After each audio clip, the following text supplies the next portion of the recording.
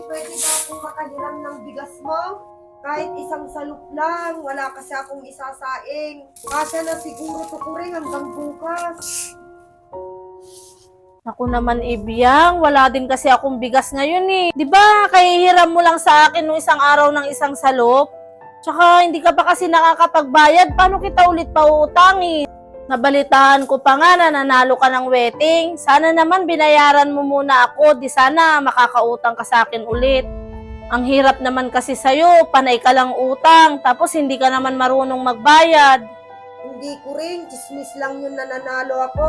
Kung nanalo ako, di meron na sana ako pambili ng bigas ngayon, hindi na ako manghihiram sa'yo. Yung hiram ko sana sa'yo, Kuring, dadagdagan ko at babayaran ko na lang sa katapusan. Ay nako, nakailang ulit na akong nakarinig ng katapusan. Hindi naman nauubos yung katapusan eh. Wala talaga akong ipapahiram sa'yo ngayon. Ang hirap naman ng ganito. Pati yung mga problema nyo, ako sa akin yung pinapaproblema. Sige na, Kuring, wala kaming hapunan ngayon. Walang kakainin yung mga bata. Nagmamakaawa ko sa'yo. Akin na nga!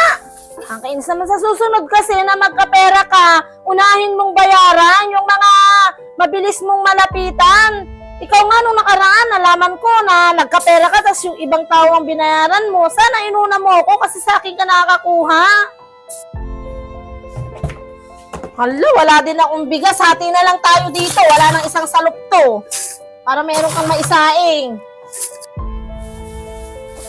O ayan, tigkalahati tayo. Ang sama pa yata ng loob mo sa akin, Kuring. Hindi masama yung loob ko. Naiinis lang talaga ako. Kasi ako hindi ako makatiis ng tao. O sige, Kuring, mauna na ako. Hayaan mo sa susunod, unahin na kitang bayaran ko. Dapat lang. Kasi ang dami na din nang nakuha mo sa akin.